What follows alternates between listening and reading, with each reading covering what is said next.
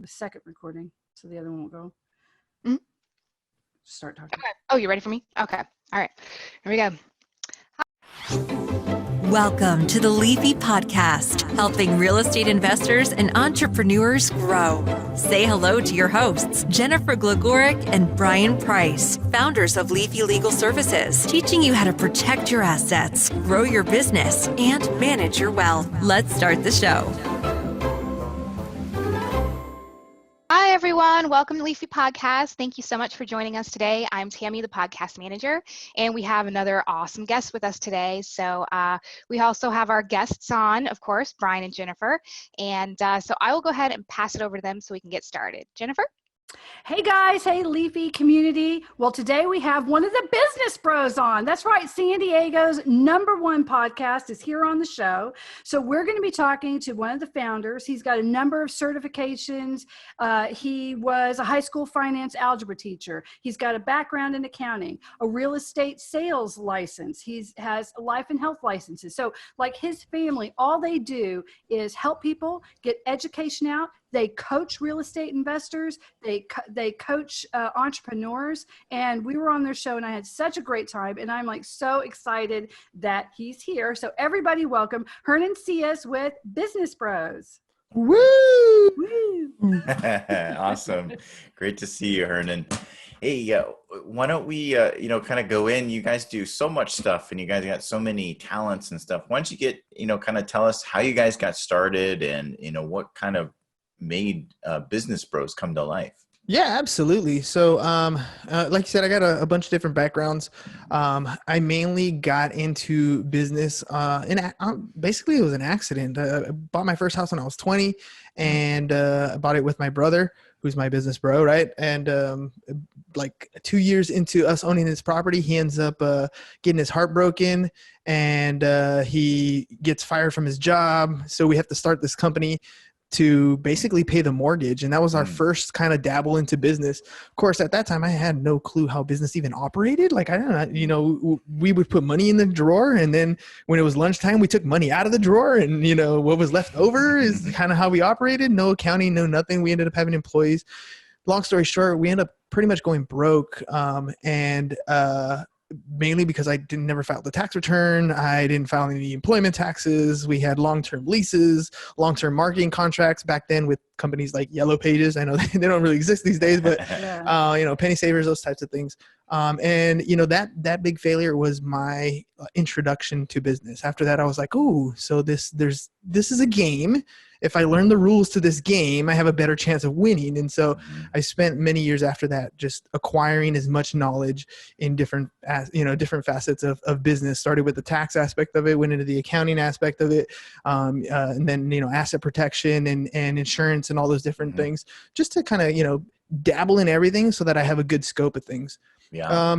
And then we started listening. Well, I started listening to a guy named Gary V, and I had a real estate coach. We love him. Yeah, awesome, right? Mm-hmm. And then I have this real estate coach that also has Tim and Julie Harris have a real estate coaching program, podcast, and they're all saying the same thing. You need to start a podcast. You need to start a podcast. You need to start a podcast. So, being with my wife almost 20 years, I kind of learned that if somebody's successful tells you to do something, you just kind of do it and then figure it out as you go. Right. So that's what we did. We started a podcast. The initial intention was, if I start a podcast, people will know that I sell real estate and I'll get more real estate clients. Right. But in the growth of this whole podcast thing, I started interviewing real estate people, and it's kind of hard to sell a home to a real estate agent. It doesn't quite work out that way. So we kind of shifted focus and we're like, you know what, everybody we talk to on the show has an insurable interest at some point, right? Mm-hmm. And so this opened up the door to a network of people. I mean, we've have over 430 episodes now. We've interviewed, almost 300 guests. It's been a great prospecting tool. I don't know about you guys, but prospecting for me sucked prior to podcasting because everybody said no. Once I had a show, everybody says yes. Like, yeah, I'll come be on your show, no problem. And so it really opened the door for a lot of that. And it changed the way we do business. Now, a lot of the stuff is a referral-based platform. So business comes into us rather than us having to go out for it, right. Which is totally awesome. And now what we're doing with the podcast is I'm helping people go the same route that I went. I'm like, look, you need to take control of your branding. You need to take control of your marketing. You need to put content out on a regular basis. I know you hear that all the time, but what nobody tells you is how to do it, what to say, what to post. Podcasting is exactly what you do. You can take this long form piece of content, this conversation that you have with somebody, we can chop it up like at Benihana's, they chop up stuff, right? And then you take all those little content pieces, and those are the things that you post on your Instagram, on your Twitter, on your TikTok, on your everything else. Mm-hmm. And that's how you start to build a brand. That's how people start to recognize who you are.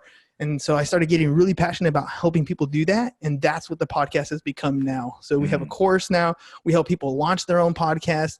We show them the value of being an influencer within your circle of influence, not trying to be the next Joe Rogan. You know what I mean? You don't have to have a podcast and have 1 million followers for it to be a success. You're looking for your core 1,000 fans, the core 1,000 people who will follow you, who are looking for your next product, who want to work with you, who are willing to send you business. That's what you're really looking for in any business, whether you do that shaking hands, whether you do that, networking events, any type of networking group, or you send out leaflets, flyers, whatever, it's all the same thing. Right. This is just a way to dive into that new age of social media. Yeah, I love this. And this is an old concept. Everyone talks about niching, right? You want to get your niche. You want to get your niche. But really, that is where the money is where you and the old way of doing things was we're just going to throw enough crap against the wall and see what sticks, right? And so you just want to go out to the whole wide world. And so you spend the majority of your day getting no's and saying no to people who aren't aligned, they're not interested, and that is just demoralizing. When you start to go, okay, who do I really want to work with? What does my ideal customer look like? And how does my day look, and the type of people? And what does that feel like? And you start to focus on those emotions and that type of person and targeting them in your word and what you're putting out there, it's a complete different game changer. Then it goes from a day filled with rejection that is just crippling to people are saying yes or maybe. That's a whole different world, It's it's a lot better. It's more fun.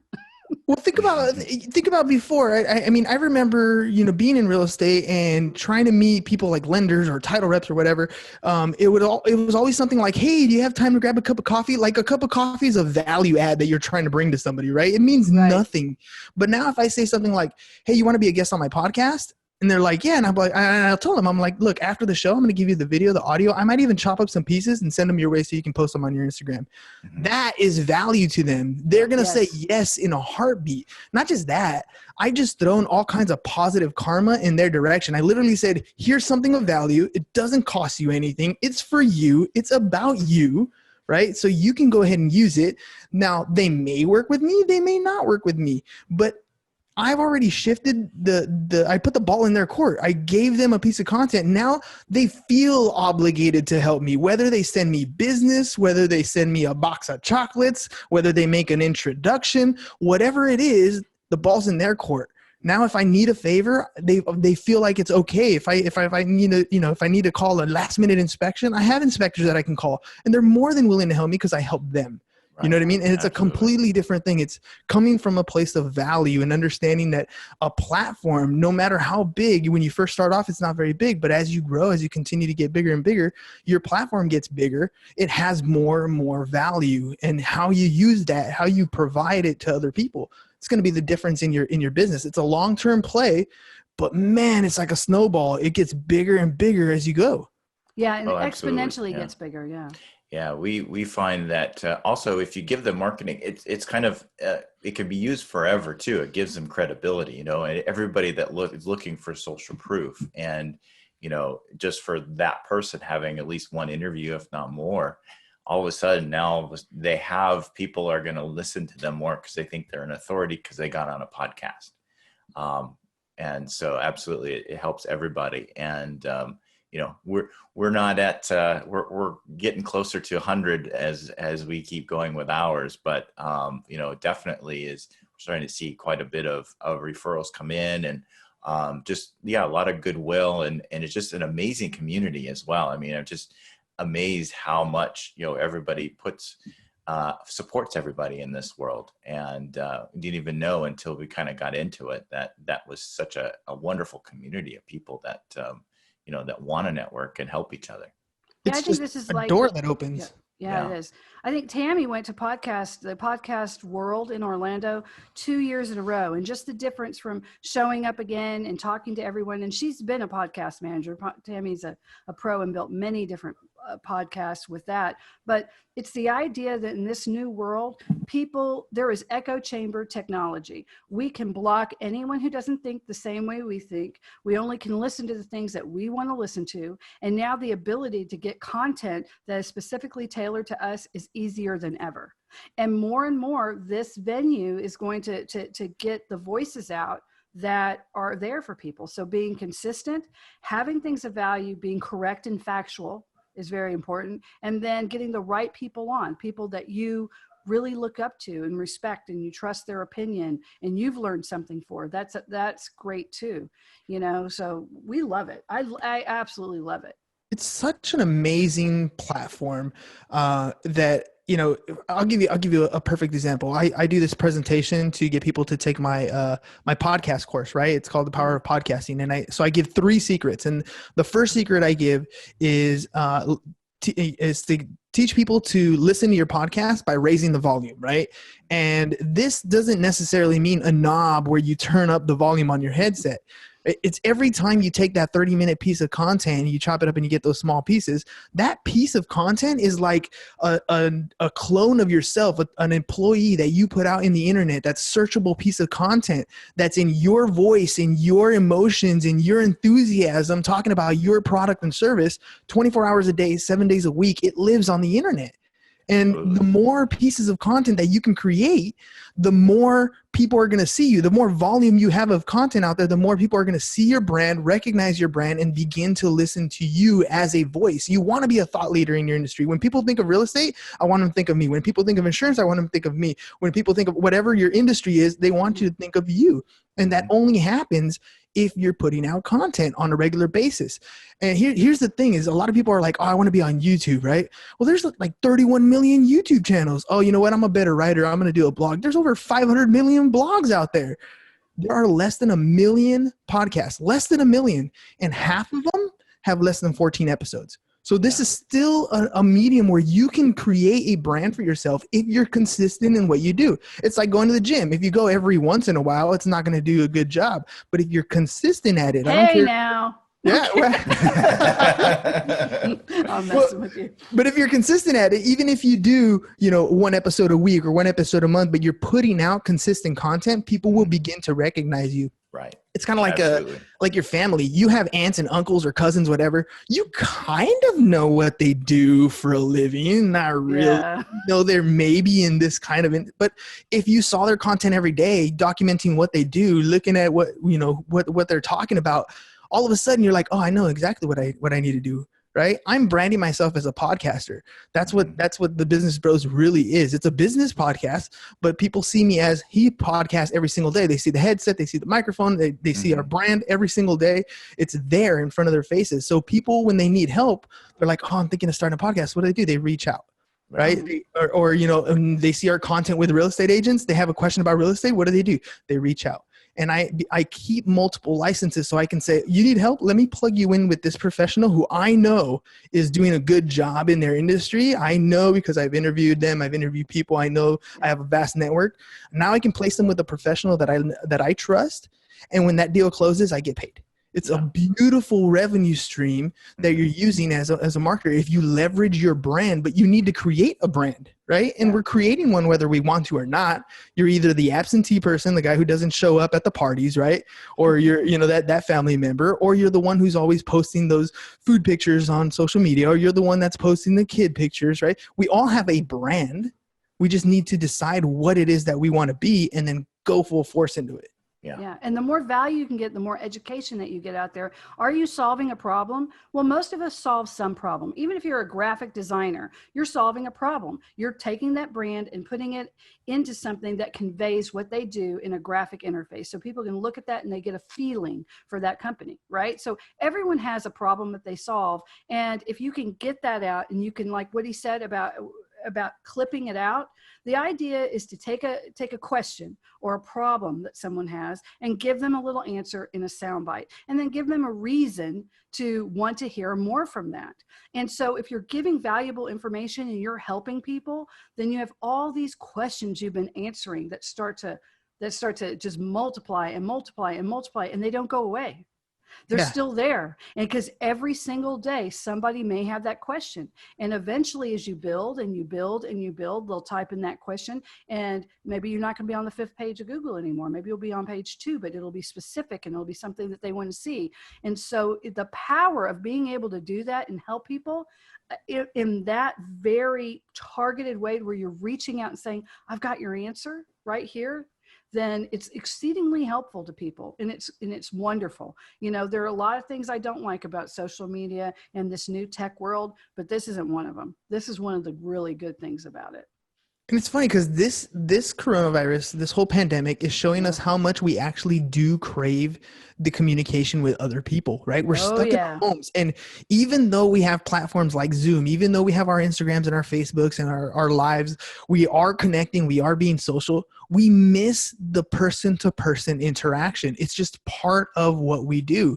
And, you know, I keep saying this pandemic, there's people who are going to go into it and come out of it in worse situations. There are people who are going to come into it and come out of it in better situations. And it really depends on what you're doing with the time that you have right now. Yeah. Like you can't go and shake people's hands. You can't go and kiss babies or nothing like that. You can't do that sort of stuff.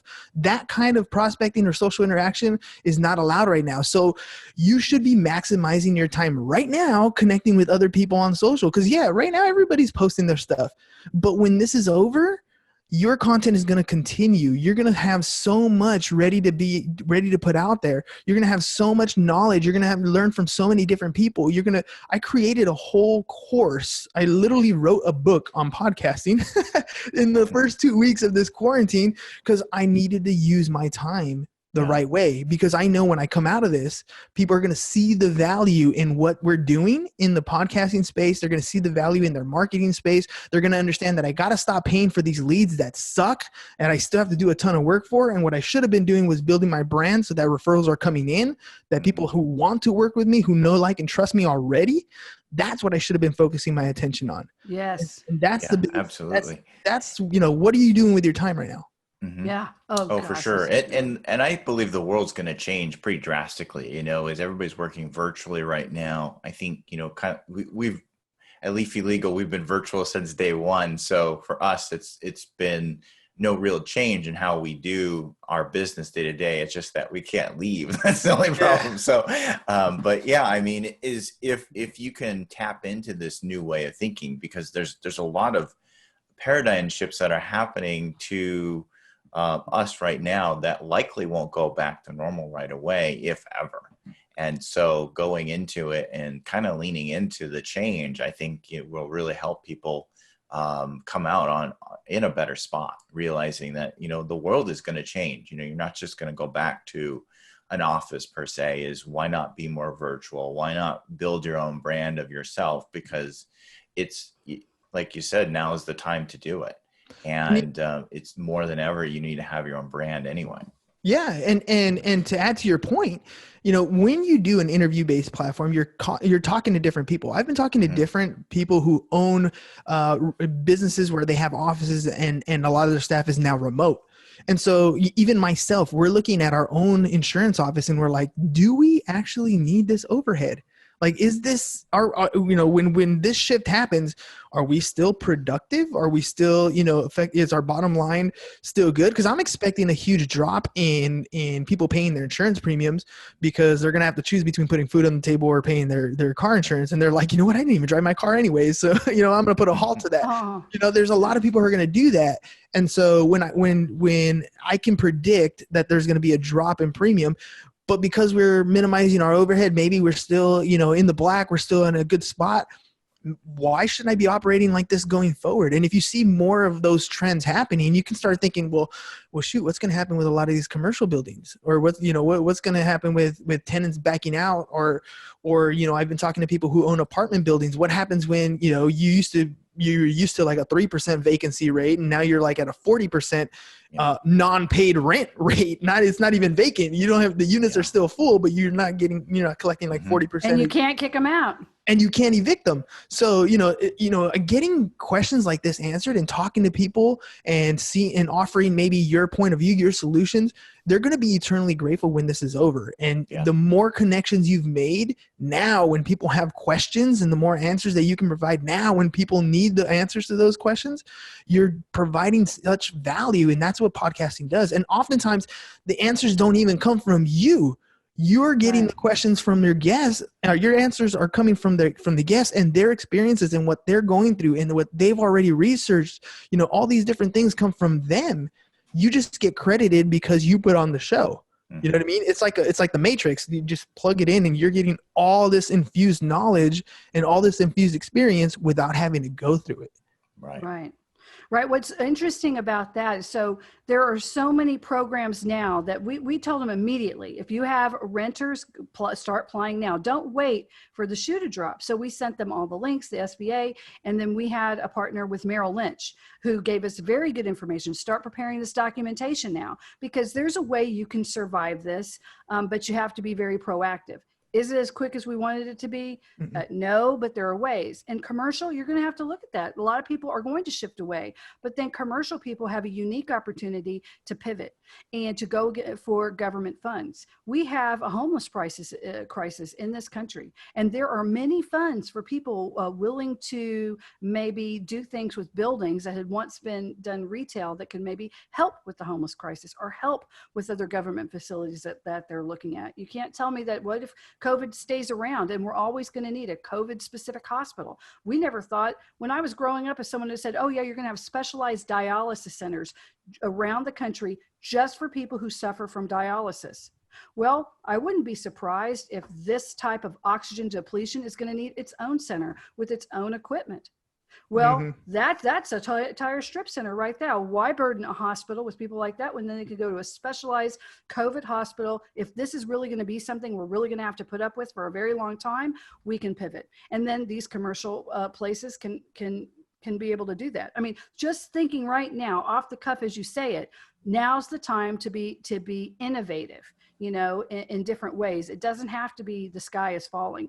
And I know it's difficult because mindset. Like I think I told y'all earlier, I didn't have a good morning. I was very frustrated with the SBA. They were having to listen to all that. I was griping. My dog hates me now, right? Just complained all morning long. And then I had a great call with a potential client who was doing something positive. And immediately it was like, yeah, my mindset is in the wrong place. My energy is in the wrong place. So I'm not saying it's easy to be happy, happy, joy, joy when things don't all look great. There are some big challenges, but push yourself through it. We all have to just help ourselves get that mindset. What are some ways you get through it? Like right now, worried about people not paying. You could either focus on that, but you're already focusing on other things. What are the tricks in your head do you do that with? I have a really weird mind. You're a Gary Vee fan. You know how Gary Vee talks about how like he always plans for the worst, right? Yeah. Right. So for me, like anytime my wife would go out, with her friends or she would take the kids somewhere, like I'm already thinking in my head that this is the last time I seen them. Like they're going to be gone. Like something happened, right? Like my mind goes to that all the time. I don't know why it does. It just does. And so I'm always thinking like, okay, well, what do I do next? What would be my next step? And so, when we're thinking of that, we take a very proactive approach with our insurance agency. So it was like, okay, well, what can we cut away that we don't need now? Now it's time to trim the fat here, right?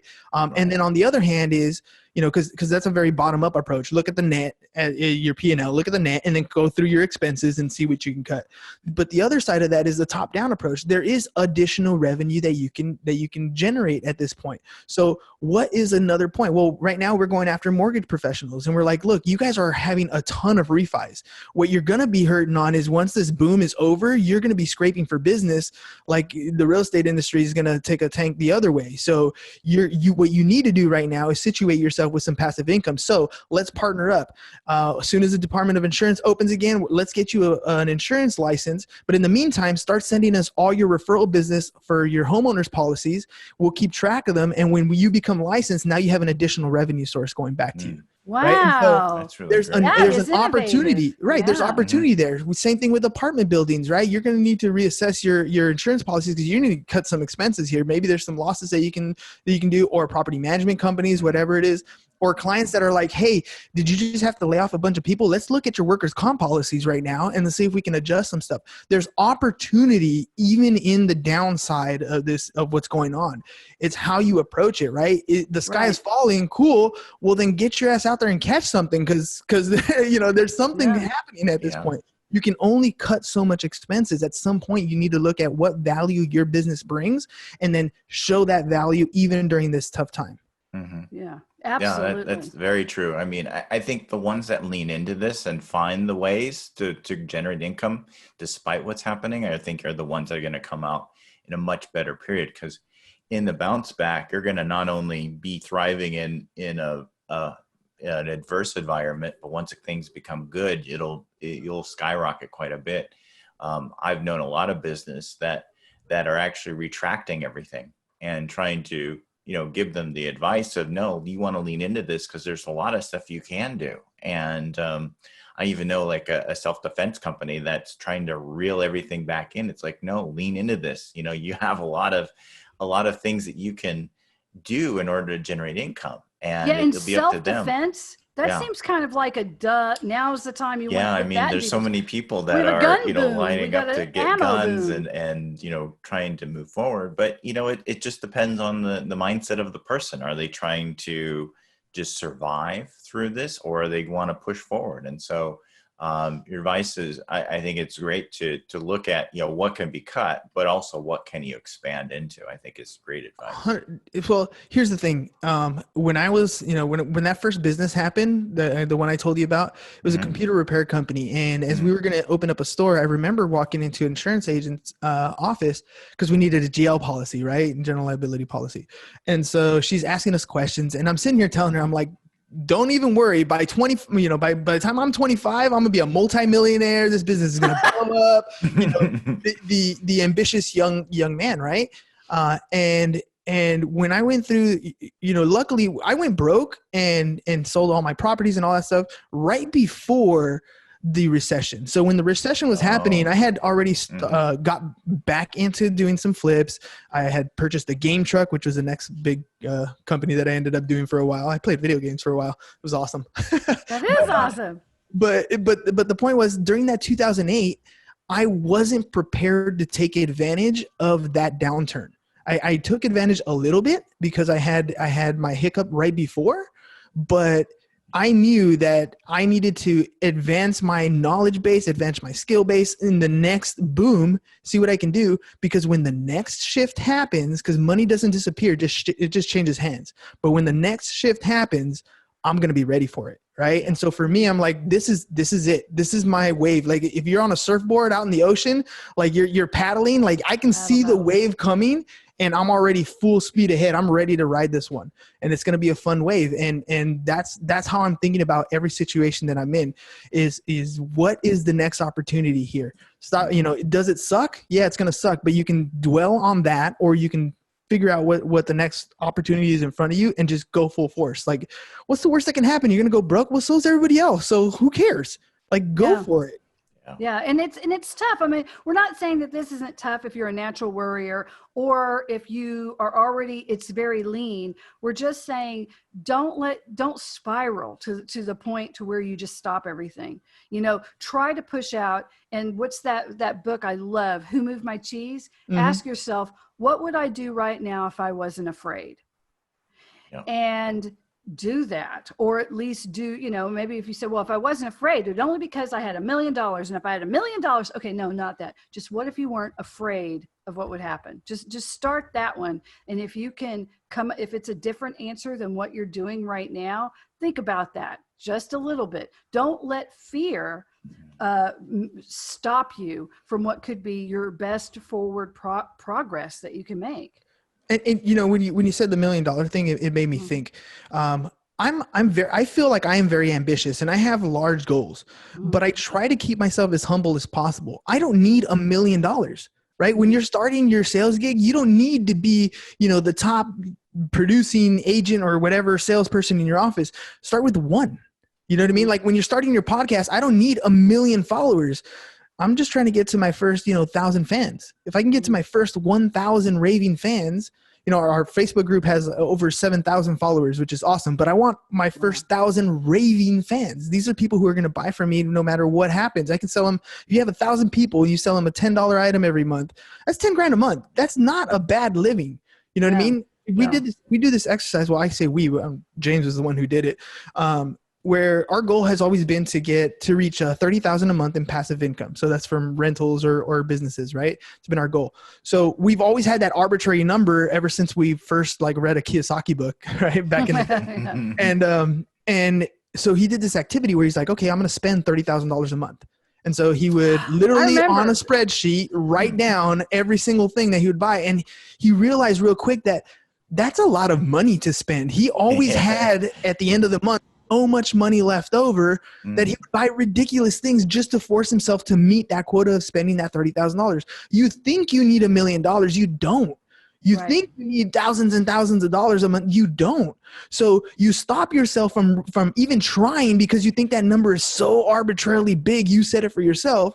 Just scale back. You know what I mean? What would an extra $200 a month do for you? Shoot for that. And then when you get there, try to go for 4.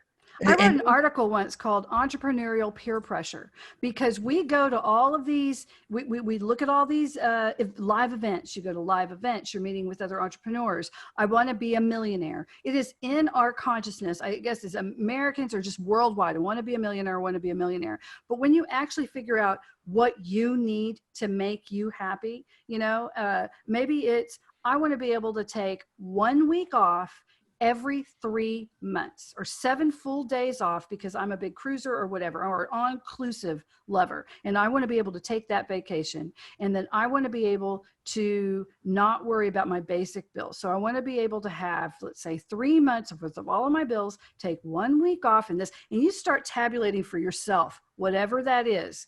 At the end of the day, it's going to be so far lower than like $1 million. You're going to be like, wow. And then when you realize, wow, then that's something that you can really work for. If not, you're always working in failure mode. Allow yourself to have some wins. And it's great to be able to scale up to that. Yeah, absolutely. And it's the same way when you're working yourself out of debt, right? If you're going to take the shotgun approach and try to make, a little bit of larger payments on like 10 credit cards, you're never going to get out of debt. But if you focus your attention on that one debt at a time, laser focus, add a debt accelerator, the whole Dave Ramsey model, right? You're going to get out of debt faster. And which one do you start with? Which credit card do you start with? Now, mathematically, you start with the one with the highest interest rate because that's your best use of your money. But we're human beings. We're logical. Start with the least balance so that you have a win, so that you pay that off. And it feels good to scratch that one off your list. Yeah. Right? It works the same way. Start with a goal. Start with, make an extra $100 a month and then maybe an extra $200 a month. Start somewhere and then you can grow from there. As you become good and proficient at doing that one thing over and over again, that becomes automatic and you can focus on adding to it and making it better and making it better. And it'll snowball from there. Right. Absolutely. And I think that's good. Actually, I've heard a different method of choosing the right credit card too. You actually take the minimum monthly payment, you divide it by your balance. And the one that has the highest ratio, that's the one you start first. Too much math. I know. It's funny. I taught, I teach seniors the financial algebra course. And as soon as if I say divide, we're good. If I say ratio, which means the same thing, they're gone. It's over their head. That math is too complicated. I don't know what a ratio is. Really? Well, okay. Go ahead. I was like, you got 25 cents in your pocket? Yeah, that's a ratio right there. That's a quarter of $1. That's a good one. Well, everybody, we're talking to Hernan Sias. He is with businessbros.biz. There is something that if you want to get one of his webinars, if you want to learn more, because we're getting to the end of the show, but we have a little bit left, you're going to want to go to www.businessbros.biz, BIZ/pop webinar. So if you go there, you're going to learn a lot of information. And again, it's Hernan Sias with Business Bros. Is there anything that you want to tell us before we go, or anything you want to add to that, or a website or anything? No, I mean, I'm actually putting together an ebook. So if you guys go there, there will be an opportunity to download the first chapter of the course. It's not quite out yet. I should have it out in the next couple of days or so. But we do those, the pop webinars. It's pop because it's the power of podcasting. So pop webinar, and we do them Mondays at 2 p.m. Pacific Standard Time. Or you can reach out to me on any of our social platforms at Business Bros Pod if you don't want to wait for Mondays, and we'll get you some information there. Boy, that sounds really good. Okay, Tammy. Well, I hate to say bye, but we have to say bye now, and Tammy will take us away. Yeah, thank you again so much, Hernan. So many things to ponder now about where we're all going after COVID-19 leaves us. So thank you, Jennifer and Brian, again for hosting with us today. I will have all of Hernan's links in our show notes so that you will be able to find him, and also his webinar and ebook. And if you'd like to get a hold of me to leave a comment or have a question, please email me at Tammy, Tammy, at leafylegalservices.com, and I will get right back to you. And thank you again so much for listening today. If you would like to find us on social media, and of course you can find us on any platform that has a podcast on it, we are at Leafy Legal. We hope everyone is staying safe and healthy, and we will see you next time. Thanks again. Bye-bye. Bye. Attention real estate investors and entrepreneurs. Did you know that real estate investors are a primary target for lawsuits? According to the National Survey of the Court data, 25% of Americans risk being sued in their lifetime. However, if you are a real estate investor, you have a 95% chance of being sued in the next 20 years. Leafy Legal Services helps you protect your assets and strategically grow your business and wealth. Leafy Legal Services are experts at the Series LLC and Delaware Statutory Trust, two of the newest and most ideal legal structures for real estate investors. Leafy Legal Services have the most personalized and affordable solutions for setting up LLCs. Property owners are always at risk when it comes to their assets. Anonymity is so important. If you own just a rental house and you own your home, you have to protect yourself and your properties from any potential legal issues. Leafy Legal Services have the right solutions to make sure you are happy and feel secure. They offer cost-effective documentation that suits their clients' needs. For a free consultation and ebook, visit leafylegalservices.com. They are waiting to hear from you. leafylegalservices.com. Follow us on Facebook, Twitter, and Instagram. Don't wait. Take action now. LeafyLegalServices.com. Protect your assets, grow your business, and manage your wealth.